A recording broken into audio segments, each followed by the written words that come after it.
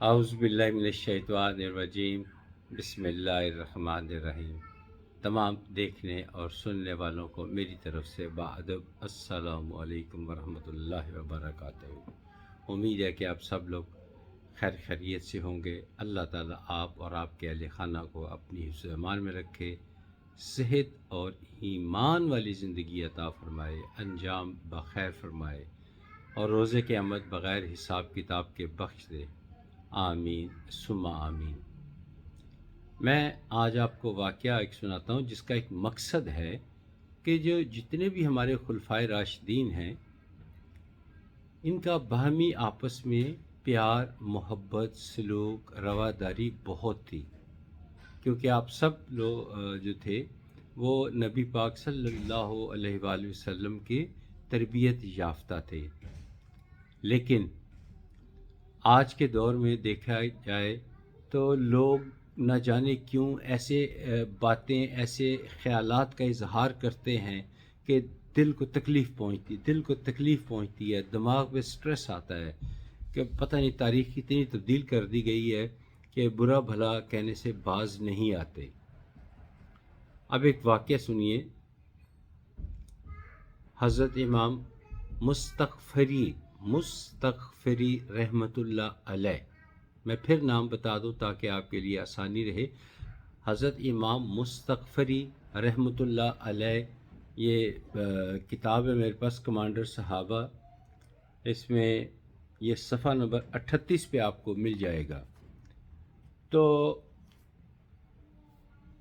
یہ فرماتے ہیں، یہ روایت ان کی راوی ہیں اس بات کے کہ ہم یمن کی طرف 3 آدمی جا رہے تھے۔ ہم میں سے ایک ایسا شخص تھا جو کوفہ کا رہنے والا تھا، اور وہ بار بار تھوڑی دیر کے بعد حضرت ابوبکر صدیق رضی اللہ تعالی عنہ اور حضرت عمر فاروق رضی اللہ تعالی عنہ ان کو نعوذ باللہ برا بھلا کہتا۔ ہم بار بار اس کو منع کرتے لیکن وہ باز نہ آتا اور بار بار اپنی اس حرکت پہ قائم رہتا اور فخر سے بار بار یہ ذکر کرتا۔ آپ کو اس بات کا کہتے مجھے بڑا افسوس تھا اس بات پہ۔ پھر ایک ایسا وقت ہے، سفر چونکہ طویل تھا، اس زمانے میں کون سی گاڑی، موٹر سائیکل یا چیز ہوتی تھی، پیدل سفر ہوتا تھا یا خچروں پہ سفر ہوتا تھا اور بہت سلو ہوتا تھا۔ رات ہوئی تو سو گئے۔ صبح یمن اب نزدیک تھا تو صبح نماز فجر کے وقت اس کو جگایا کہ اٹھو، نماز کا وقت ہو گیا، نماز پڑھو۔ تو نیند کی حالت میں کہتا ہے کہ خواب میں نبی پاک صلی اللہ علیہ وآلہ وسلم تشریف لائے اور فرمایا کہ آج تمہاری شکل صورت بگڑ جائے گی۔ ظاہر ہے اس نے حضرت ابوبکر صدیق رضی اللہ تعالی عنہ، حضرت عمر فاروق رضی اللہ تعالی عنہ ان کی شان میں گستاخی کی تھی، تو آپ نبی پاک صلی اللہ علیہ وآلہ وسلم نے اس کو پیشگی بتا دیا کہ آج تمہارے ساتھ برا سلوک ہوگا۔ تو اس شخص نے کہا میرے ساتھ تو برا سلوک ہونا ہے، آپ لوگ نماز پڑھیں، مجھے نماز پڑھنے کی ضرورت نہیں ہے۔ بہرحال ہم نے آزمانے کے لیے دیکھتے ہیں کہ کیا کرتا ہے یہ شخص یا کیا اس کے ساتھ ہوتا ہے۔ ہم نے اپنے وضو کیا، نماز پڑھی، تو تھوڑی دیر کے بعد دیکھا کہ اس کے پاؤں اور ہاتھ بندر کی طرح ہو چکے تھے۔ ہاتھ اور پاؤں بندر کی طرح ہو چکے تھے۔ اب اس کا جسم گریجولی، آہستہ آہستہ انسان سے بدل کے بندر کی طرح ہونا شروع ہو گیا۔ ہم نے ہمت کر کے اس کو جہاں کوئی مناسب جگہ، مجھے ایگزیکٹ نہیں پتہ، مناسب جگہ جہاں لگی وہاں اس کو باندھ دیا اور ہم اپنے سفر پر روانہ ہو گئے۔ لیکن ابھی ہم سفر پہ روانہ ہوئے نہیں تھے کہ کافی سارے وہاں بندر آ گئے۔ اس کو اپنا ساتھی سمجھتے ہوئے، اس کو بندھا ہوا دیکھ کے انہوں نے شور وغیرہ مچایا، تو ہم نے ہمت کر کے اس کا جو رسی تھی بندھی ہوئی وہ کھول دی. تب تک اس کا جسم پورے کا پورا جسم بندر بن چکا تھا.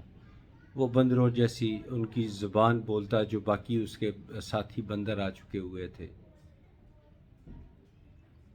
یہ باتیں مولوی لوگ نہیں بتاتے، حالانکہ یہ تاریخ کا حصہ ہے.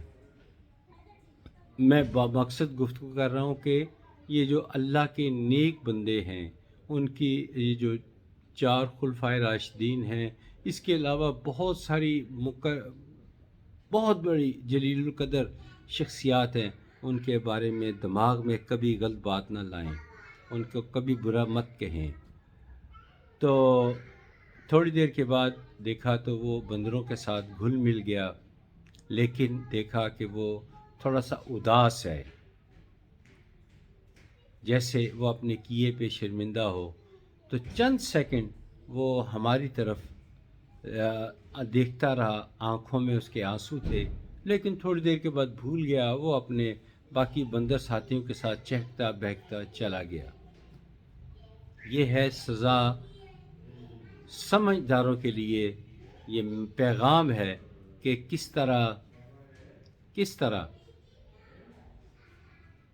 جو اللہ تعالیٰ کے محبوب نبی پاک صلی اللہ علیہ وآلہ وسلم کے دوست تھے، ان کے بارے میں نازیبا الفاظ جب استعمال کرتے ہیں تو ان کا انجام اچھا نہیں ہوتا. کبھی تحقیق اپنے طور پہ خود کر کے دیکھ لیں،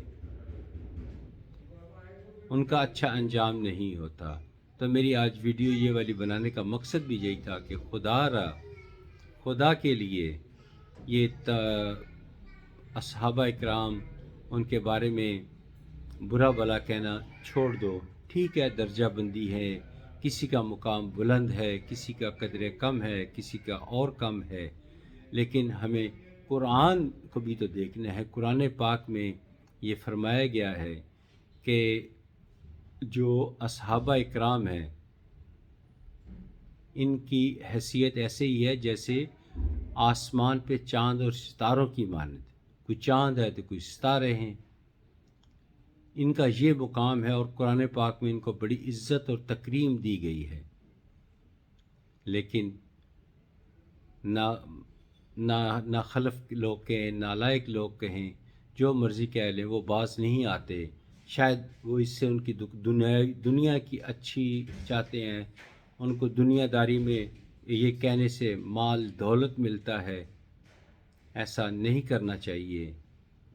جو کرتا ہے وہ اس کا انعام، اس کا پھل وہ خود پائے گا. ہمیں غم فکر کرنے کی کیا ضرورت ہے؟ ہمیں اپنے اعمال کی فکر کرنی ہے. ہم دوسروں کی خاطر، دوسروں کی برائی کر کے ہمیں کیا ملے گا؟ ہم کسی کی برائی کریں گے، گناہ ہی کھٹیں گے نا.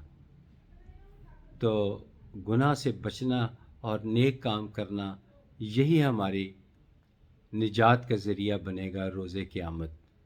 اللہ تعالیٰ سے دعا ہے کہ ہمیں نیک کام کرنے اور برے کام بچنے کی توفیق عطا فرمائے. آمین ثم آمین. امید ہے کہ آپ کو میری یہ آج والی ویڈیو پسند آئی ہوگی. اگلی ویڈیو تک اجازت دیجیے. خدا حافظ. السلام علیکم ورحمۃ اللہ وبرکاتہ.